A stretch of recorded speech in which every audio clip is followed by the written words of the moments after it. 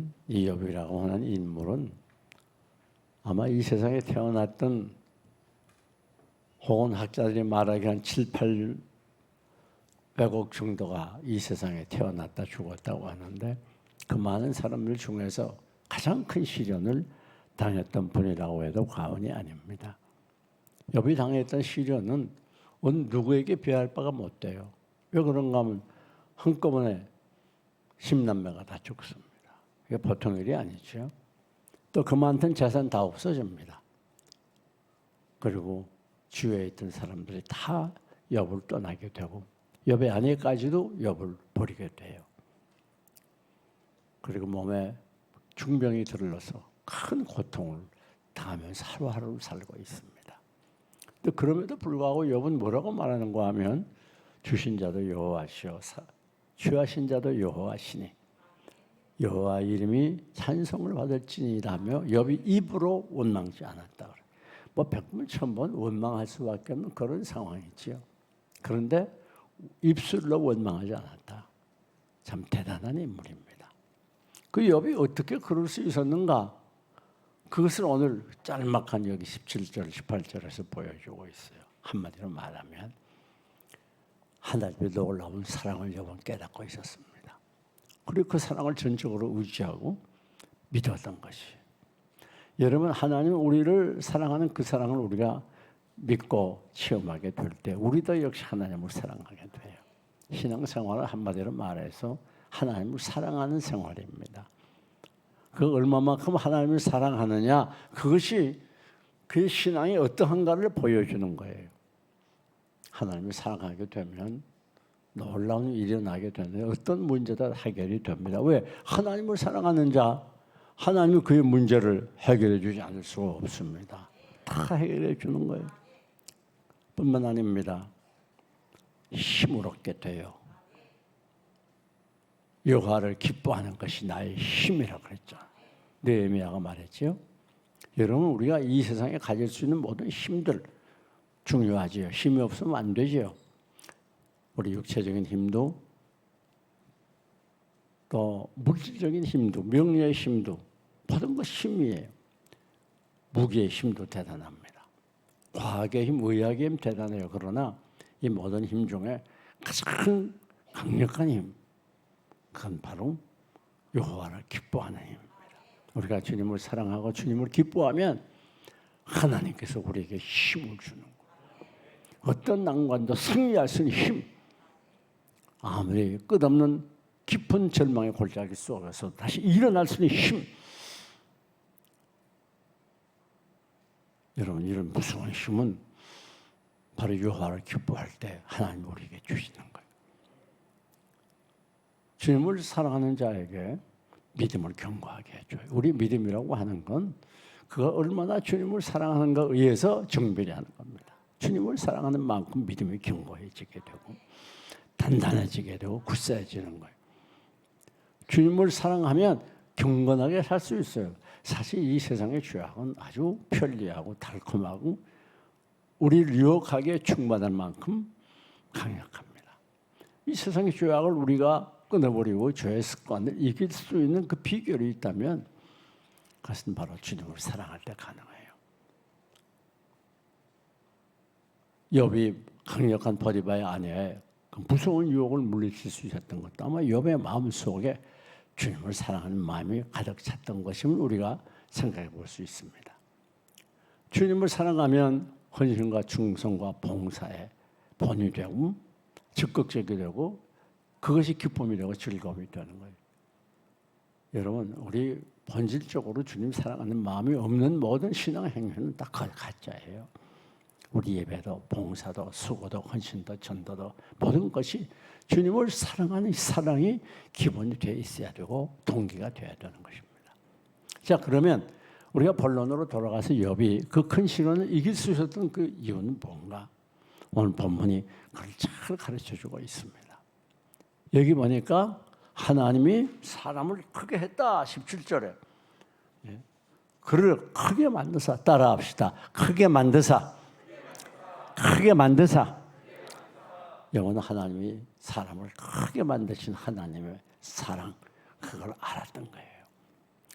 여러분 보세요. 하나님께서 우주 만물을 창조하시고 맨 마지막에 인간을 창조했습니다. 근데 인간을 모든 만물보다 크게 만들었잖아요. 그래서 모든 이 땅을 지배하라, 정복하라고 말씀했어요. 아무리 동물이 힘이 세고 뛰어나다 하더라도 인간을 당할 동물은 없습니다. 결국 사람이 동물을 다스리게 되는 거예요. 왜? 하나님이 크게 만드셨기 때문에.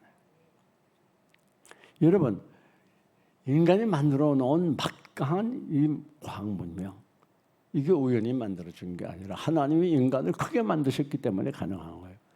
인간이 스스로 잘나서 그런 게 아니에요. 뿐만 아니라 예수 그리스도를 구주로 영접한 우리들에게는 하나님의 자녀가 되는 권세를 주시고 우리를 크게 만드셨어요. 하나님의 자녀라고 아는 게 얼마나 막강한 것인지 모릅니다. 이게 얼마나 큰 것인지 몰라요. 우리는 늘 하나님의 자녀라고 하니까 그렇거니 하지만은 생각을 바꿔야 됩니다. 하나님의 자녀라고 하는 건 보통이 아닙니다. 보통 권세가 아니고 보통 큰 것이 아니고 보통 대단하고 위대한 일이 아닙니다. 하나님의 자녀라고 하는 건 돈 주고 살 수 있는 게 아니에요. 명예 가지고 어떤 세상 것 가지고 바꿀 수 있는 게 아니에요. 하나님의 자녀는 본인이 원해서 되는 것도 아닙니다. 하나님이 주셔야만 되기 때문에 이게 가장 귀하고 위대하고 큰 것이에요. 오늘 그런 말 흔히 많이 하잖아요. 뭐 금운, 혹, 뭐 흙 그래가지고 무엇으로 태어났나? 그걸 굉장히 중요시하잖아요. 부모에게 훌륭한 부모, 돈 많은 부모에게서 태어난 사람, 그걸 뭐라고 그러죠? 예? 그건 뭐예요? 또 그 다음은 뭐예요? 그 다음은 흙이잖아, 흙. 여러분, 부모를 잘 만나는 것도 나쁜 건 아니에요.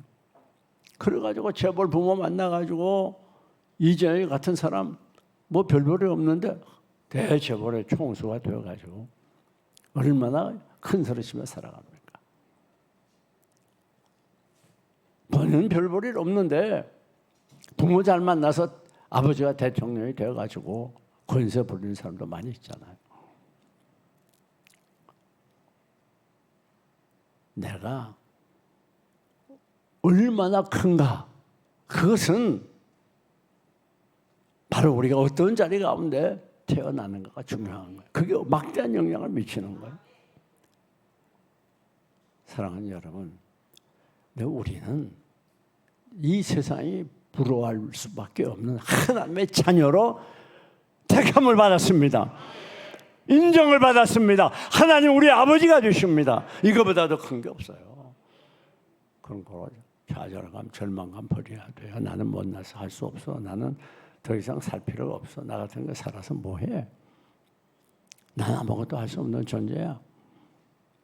그렇게 생각하면 안 되는 거예요. 왜? 한번 따라합시다. 나는 하나님의 자녀입니다. 하나님의 자녀입니다. 하나님의 자녀입니다. 이것처럼 그거 위대한 게 없어요. 여러분, 하나님의 자녀인데 세상에 두려울 게 뭡니까? 하나님의 자녀는 하나님이 책임져주고 인도해주고 보호해주고 환난에서 건져주고 일생을 우리 하나님이 인도해주고 함께 해주시는데 그 이상 그거 위대한 게 없어요. 대단하시면 뭐 재벌의 아들 무슨 대통령의 아들 정도가 아니에요. 우리 하나님의 자녀라고 하는 긍지를 가지고 살아야 돼요. 하나님이 우리를 크게 만들었어요. 그런데 우리 하나님은 큰 어른이기 때문에 우리가 이 세상 살면서도 현실 속에서도 크게 되기를 원해요. 그런데 그것은 우리 힘만으로 되는 게 아니라 하나님께서 우리를 크게 주셔야 된다고 성경은 말하고 있어요. 그래서 열왕기상 1장을 보면 하나님이 솔로몬 왕을 모든 이스라엘 백성들 앞에 크게 하셨다. 여호수아 4장 4절을 뭐 하나님이 여호수아를 이스라엘 민족 앞에서 크게 하셨다. 또 역대하로 내려가 보면 하나님이 솔로몬을 이스라엘 민족 앞에 존귀하게 만들었다. 사무엘서를 보면 사무엘이 그의 말이 하나도 단에서 부활 새벽까지 즉 이스라엘 전역에서 한 말로 떨어지지 않게 했다. 여러분, 이게 무슨 말인가 하면 우리가 높아지고 낮아지는 것 내 노력과 수고로만 되는 게 아닙니다. 하나님께서 하시는 거예요. 하나님의 손에 있는 거예요. 시편 75편 6절 7절에 높아지는 것은 동이나 서나 남자 것을 되는 게 아니라 오직 재판장이신 하나님께서 이를 높이기도 하고 저를 낮추기도 한다. 그래서 사무엘서도 하나님께서 이를 높이기도 하고 저를 낮추기도 한다. 우리가 높아지고 낮아지는 거 이게 내게 달리는 거 아니에요. 우리가 아무리 노력해봐야 내 힘으로 되는 거 안 됩니다. 한계가 있어요. 하나님 우리를 높여주기를 원해요. 그래서 우리가 정치, 종교, 사회, 예능 각 분야에서 여러분이 높아져서 그것의 지도자가 되고 그래서 그것을 변화시키고 그것을 하늘나라를 만들고 그 직분을 통해서 죽은 영혼들 하나님께 돌아오게 하고 어두운 사회를 정화시키고 밝게 하는 그런 역할을 하기를 원하는 거예요. 여러분, 신명기 28장을 보면 뭐라고 말했죠? 네가 어디 가더니 머리가 되고 꼬리가 되지 않고 세계 민족이 뛰어나게 하실 것이라 세계 민족을 구워주게 할 거라고 우리가 약속했잖아요. 하나님이 우리에게 원하는 건 그거예요. 근데 그렇게 하려면 어떻게 해야 돼요? 하나님 말씀대로 순종해야 돼요. 깨끗하게 살아야 돼요. 믿음으로 살아야 돼요. 하나님만 전적으로 의지해야 돼요. 그럴 때 하나님께서 우리를 높여주는 거예요. 여러분이 향한 하나님의 마음은 여러분이 어디 가서 무슨 일 하든지 높아지기를 원하고 존경받기를 원해요. 뛰어나기를 원해요. 세계 민족을 구워주며 도와주는 부유함이 있기를 원해요.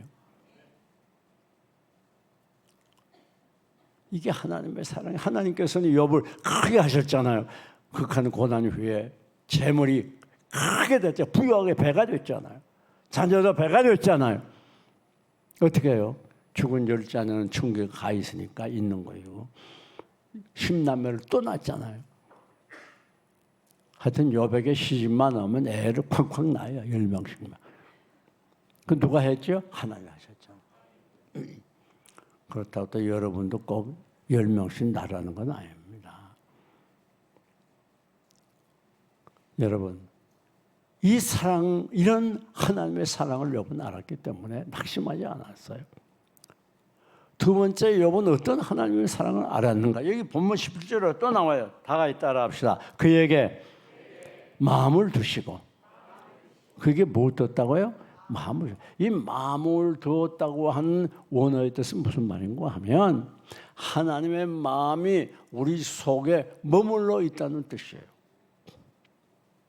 여러분, 하나님은 우리가 어디 가서 무슨 일 하든지 항상 우리 속에 우리에게 관심을 가지고 여러분 마음속에 하나님의 마음이 들어가 있는 거예요. 이게 놀라운 일이 아닐 수가 없어요. 우리가 알든 모르든 우리가 깨닫든 깨닫지 못하든 어디 가서 무슨 일을 하든 하나님 다 여러분에게 마음을 두고 계세요. 신명기 11장을 보게 되면 여호와인이 항상 여러분 머리 위에 머물러 있다고 그랬어요. 이게 놀라운 축복이 아닐 수가 없습니다. 여러분, 하나님은 욥이 고난당하는 걸 알았어요. 원망할 수밖에 없는 그런 극악한 상황에 있는 거 아셨지만 욥은 무엇을 알았는가 하면 그래도 하나님이 지금 나에게 관심을 가지고 계시지, 나를 보고 계시지, 내 속에 계시지, 나를 사랑하시지, 그거를 욥은 깨닫고 있었기 때문에 그 극한 시련을 이기고 정복할 수가 있었어요. 여러분, 지금 결혼할 처녀 총각이 날짜를 잡아놨어요. 우리 교회도 지금 그런 분이 있잖아요. 보나마나 그 처녀와 총각에는 그 마음이 어디에 늘 있을까요? 자나깨나 결혼식 날짜에 있을 거예요. 그날 결혼식은 어떻게 하나, 내가 또 이 면사포 웨딩드레스를 입으면 얼마나 이쁠까, 그때 몇 명이나 올까, 혹시 실수하지 않을까, 하여튼 마음이 온통 결혼식 날에 있을 거예요. 사랑하는 여러분, 우리 하나님의 마음은 항상 여러분에게 있어요. 여러분의 기도에 귀를 기울이고 있고 여러분의 관심을 가지고 여러분 돌보고 계세요. 참 놀라운 일이 아닐 수가 없어요. 사랑하는 여러분, 이게 하나님의 관심이에요. 이게 하나님의 은혜예요. 이게 하나님의 사랑이에요. 그런 거로 오늘 우리가 어디서 무슨 일 하든지 낙심하지 말아야 돼요. 힘을 내서 용기를 내서 나아가시기를 축원합니다. 이게 놀라운 거예요. 네. 여러분, 부모는 자식이 어느 지역에 가서 무슨 일을 해도 항상 자식에게 마음이 가 있어요.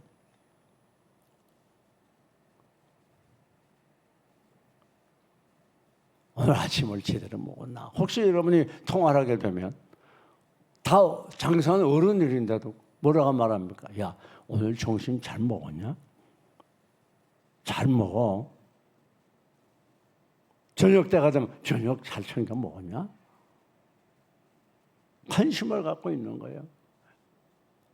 그게 부모의 마음이에요. 하늘에 계신 우리 아버지는 여러분에게 지대한 관심을 가지고 여러분에게 마음을 두고 계세요. 그래서 이사야 49장을 보면 놀라운 말씀이 기록되어 있죠. 이스라엘 민족이 하나님께 원망할 때 하나님이 우리를 왜 돌보지 않습니까? 그때 하나님께서 뭐라고 말했죠? 여인이 어찌 그 젖 먹는 자식을 잊겠으며 자기 태에서 난 아들을 긍휼히 여기지 않겠느냐? 그들은 혹시 잊을지라도 나는 너를 잊지 아니하리라. 이게 뭐예요? 이 젖 먹이는 어머니의 관심은 오직 갈리게 있는 거예요. 네. 그래가지고 우리에서 지금 이제 오늘도 사싹 찬양단이 찬양했습니다만 아기 가진 엄마들이 많잖아요. 보나 안 보나 그 아기 가진 그 아기의 아빠는 힘들 겁니다. 왜? 그 엄마가 남편은 별로거든. 일단 아기가 나오면 그 다음부터는 어디에 집중해요? 아기께 집중해요. 이것이 우리 하나님의 관심이요 사랑입니다. 여러분에게 마음을 두고 계세요. 놀라운 일이 아닐 수 없어요. 여러분, 그런데 더 놀라운 건 뭔가 하면 우리가 범죄할 때도 우리에게 마음을 두고 예를 들어서 아들이 모든 재산, 아버지의 재산을 다 가지고 탕진하고 거지 같아서 돌아와도 그 아버지의 마음은 그 자식에게 있었어요. 그래서 문 밖에서 이제 나오나 저제 나오나 비가 오나 추우나 더우나 기다리고 있었잖아요. 그런데 더 놀라운 건 드디어 자식이 옵니다. 거짓말을 하고 오게 될 때 우리 보통 같으면 만나가 야 이 자식아 너 그 많은 데서 어떠다 팔아먹고 와. 너 보니까 거짓거리네. 이 거짓거리 돼서 여기를 와? 책임 없이? 아마 그렇게 정도는 말하지 않았을까요?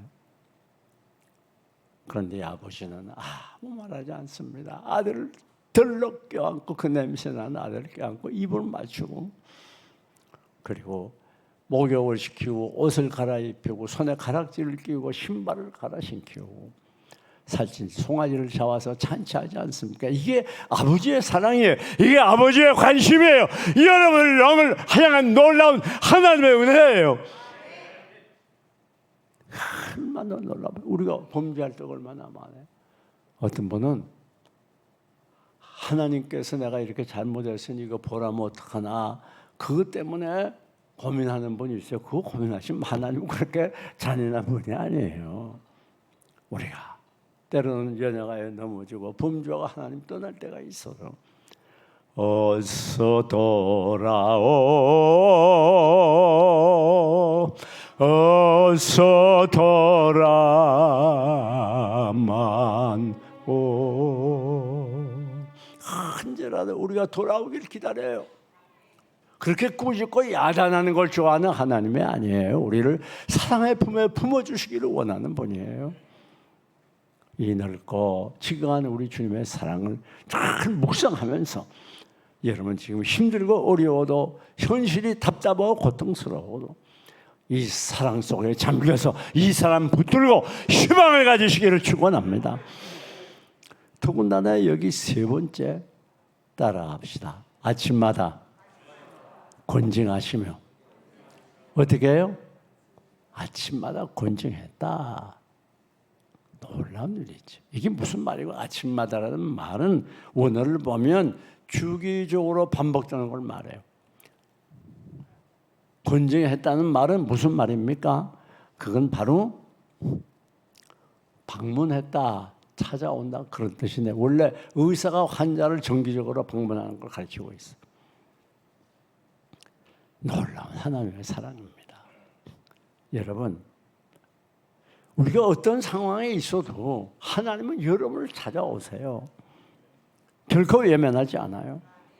여러분을 만나기를 원해요. 그래서 요한계시록 3장에 뭐라 그랬죠? 내가 문 밖에서 두드리노니 너희가 문을 열면 내가 너희에게로 들어가 그와 더불어 먹고 그는 나로 더불어 마시리라.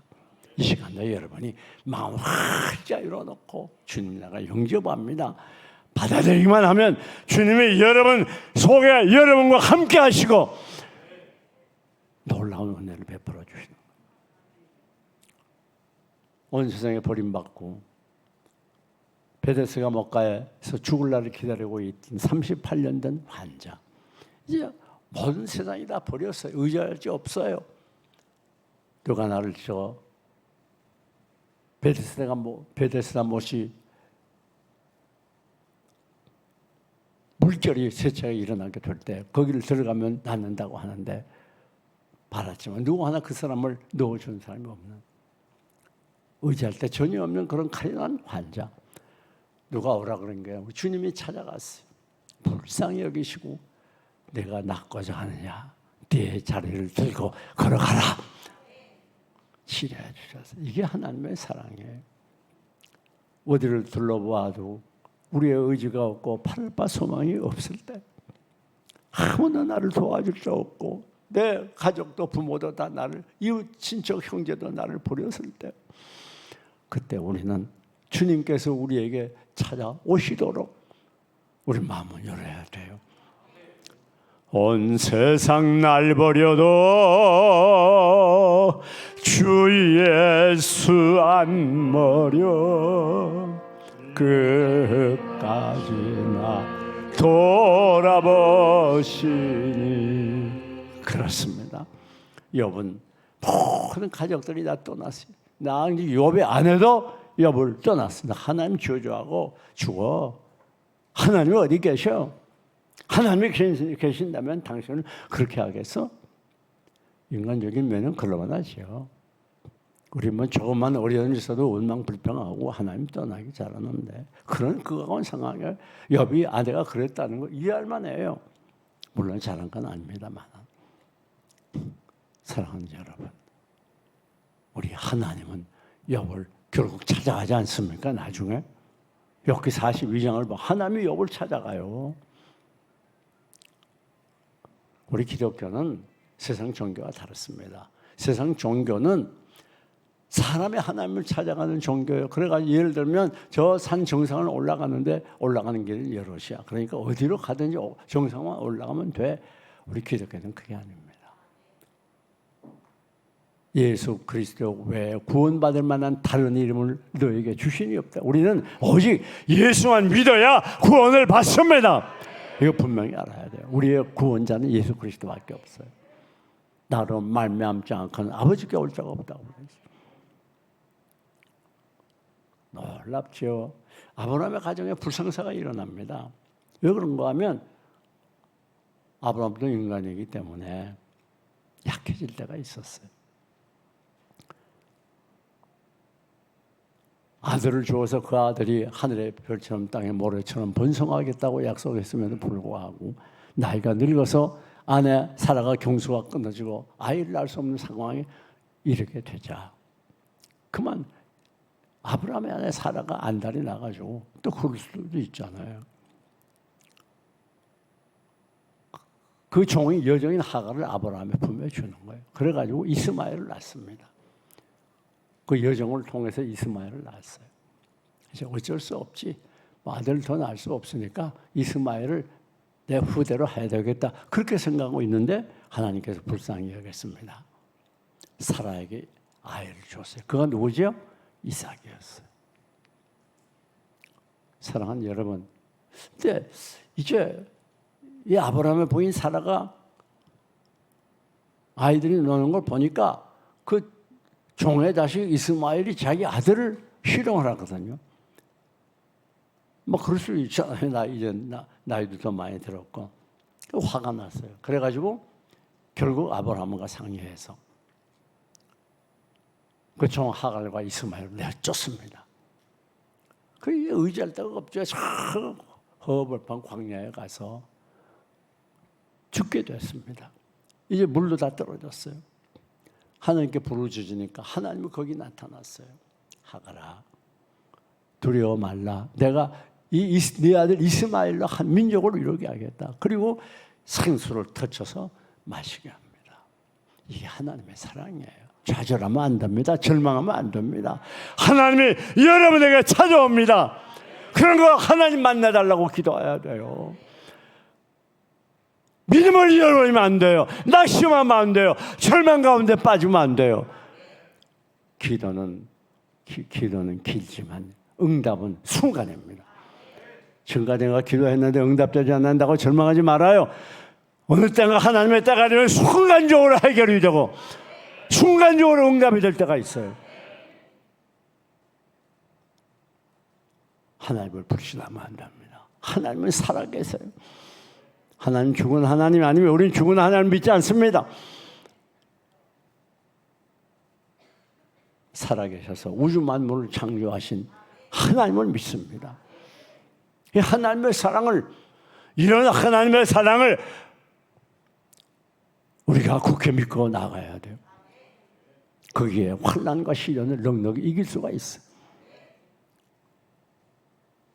사랑하는 여러분, 뿐만 아닙니다. 마지막 보니까 뭐라고 그러죠? 18절에 따라합시다. 순간마다 뭐예요?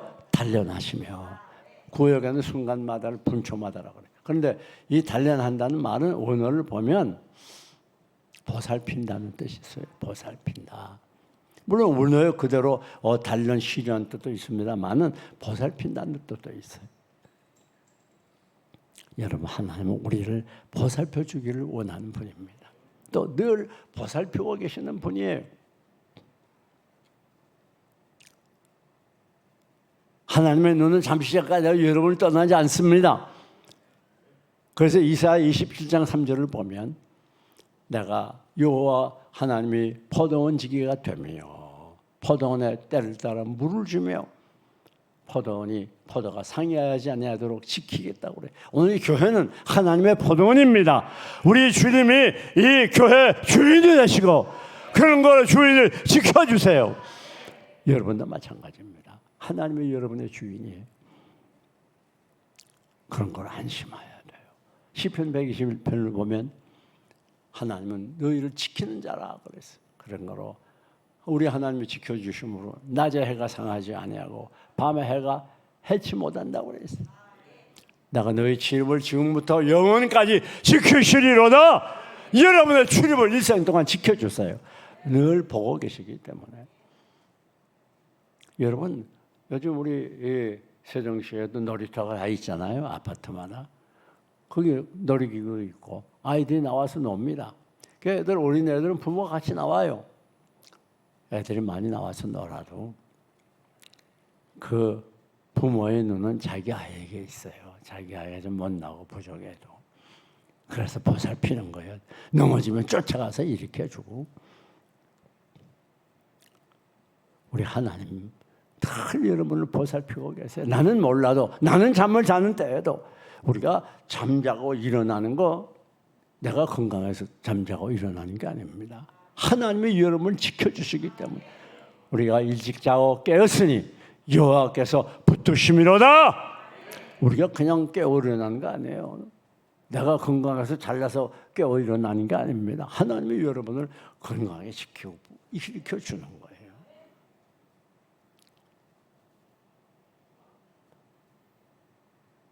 여러분, 우리가 잘 아는 송명희 시인 이야기를 좀 하겠습니다. 이 송명희 시인은 어렸을 때 의사가 소뇌를 수술하다 잘못 건드려가지고 뇌성마비가 됐습니다. 뇌성마비가 돼가지고 좀 띄워주세요, 성명희 씨 사진. 뇌성마비가 돼서 말도 못하고 저녁 활동도 못하고 7년을 계속해서 침대에 누워 있어요. 그 아버지는 술 담배를 많이 하는 분이고 어머니는 가난해요. 그래서 먹일 게 없어가지고 쌀가루를 삶아서 먹였답니다. 그렇게 지나는데 이제 10살이 됐어요. 10살이 되니까 철이 들어가지고 그다음부터 원망이 나오기 시작합니다. 뭐 가난한 집이니까 휠체어도 없잖아요. 그래서 계속 누워만 있는 거예요. 말도 못 하거든요. 그래가지고 하나님을 원망하고 왜 낙태도 많이 시켰는데 나는 낙태도 안 시켜서 이렇게 힘들게 태어나게 하고 하나님도 원망하고 부모도 원망하고 자신도 또 원망하고 나 등에 살아서 뭐하냐고 늘 눈물로 세월을 보냈어요. 그러다가 16살이 됐습니다. 16살이 되는데 하나님의 음성을 들었어요. 갑자기 하늘에서 빛이 비치더니 보자기가 내려와가지고 보자기가 벌어지더니 음성이 들립니다. 야, 너 하나님 믿어. 하나님 믿지 않으면 너는 죽어. 이 음성을 듣고 성모가 거기서 은혜를 받고 교회에 나가서 하루에 5시간씩 기도를 하는 거예요. 그런데 어느 날 부흥회에 참석했다가 큰 은혜를 받고 울고 또 울고 울고 또 울고 자기가 죄인인 것을 고백해요. 그러던 중에 이건 꿈이 아니래요.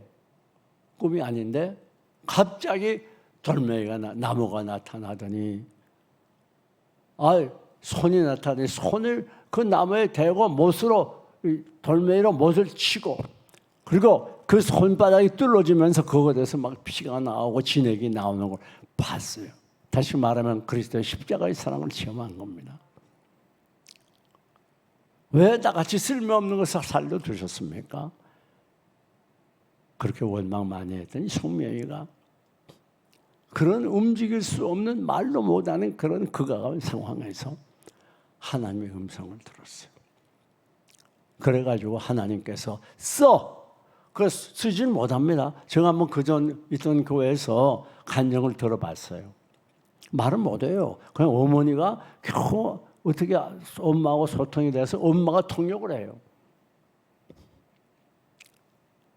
그 쓰려고 하면 한쪽으로 원고지를 누르고 한쪽으로 엉터리를 써가는 거예요.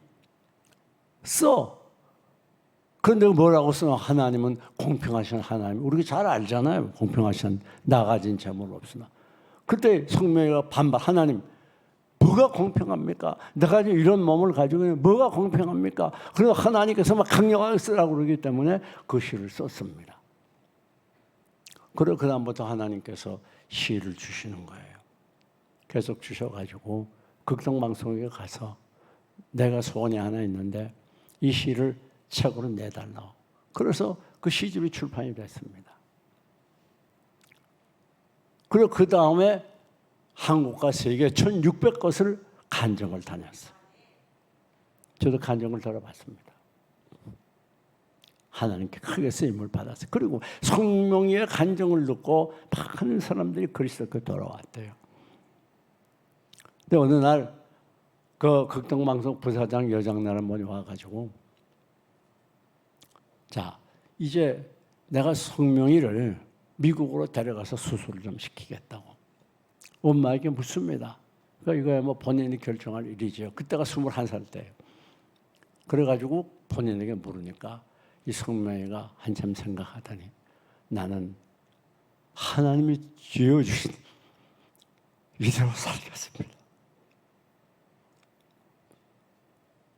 여러분, 우리가 꼭 기억해요. 우리가 아무리 상황이 어려우면 성명이보다 어렵겠습니까? 우리가 이 세상 살아가면서 좀 힘들다고 낙심하고 원망하고 그런 것들을 하나님께 내어놓고 부끄러워할 줄 알아야 돼요. 이 시간에 우리 나가진 재물 없으면 한번 뜻을 생각하면서 불러보겠습니다.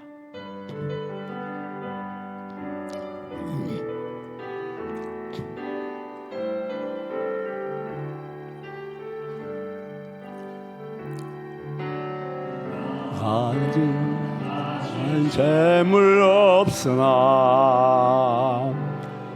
나나 남이 가진 지식 없으나 알지 않으나 남이 있는 것 있으니 나 남은 것을 보았고 나 남이 듣지 못한 음성 되었고 나 남이 받지 못한 사랑 받았고 나 남이 모르는 것 깨달았네.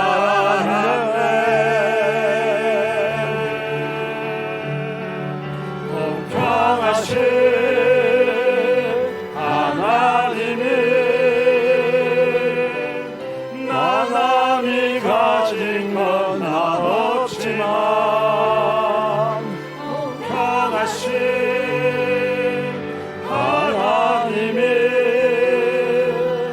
남이 없는 것 함께 하셨네. 오늘 우리들이 생각할 때 하나님은 공평한 하나님이 아니야. 내 형편과 처지를 봐. 내가 지금 살 걸 살아가고 있는 줄 알아? 나는 벌써 죽었어야 돼. 그래서 억지로 마지못해 살고 있는 거야. 주위를 둘러봐도 나처럼 이렇게 불행한 사람이 없어. 난 어쩌다 이렇게 됐어. 여러분이 탄식하며 괴로워한 분이 계십니까? 분명히 기억하세요. 하나님은 공평한 하나님입니다. 하나님은 그래서 이 선지자들이 이런 질문을 했습니다. 왜 악인들은 저렇게 잘 되고 우리는 하나님 섬기는 믿음의 사람인데 왜 이렇게 고난이 많습니까? 하나님은 공평하지 않습니다. 그럴 때 하나님 뭐라고 하는지 내가 공평한데 너희가 공평치 않다 하느냐? 너희가 오히려 공평하지 않다. 그러면서 뭐라고 말씀합니까? 토기장이가 진흙으로 토기를 만들 때 토기 안에 마음대로 만들 수 있지 않냐? 어떤 것은 귀 있을 거로 어떤 것은 천 있을 것을 만들 수 있지 않는가? 내가 왜 공평치 않냐? 참고하시기 바랍니다. 사랑하는 교회 여러분, 믿음이라고 하는 건 환경의 문제가 아닙니다. 환경을 정복하는 게 믿음이에요.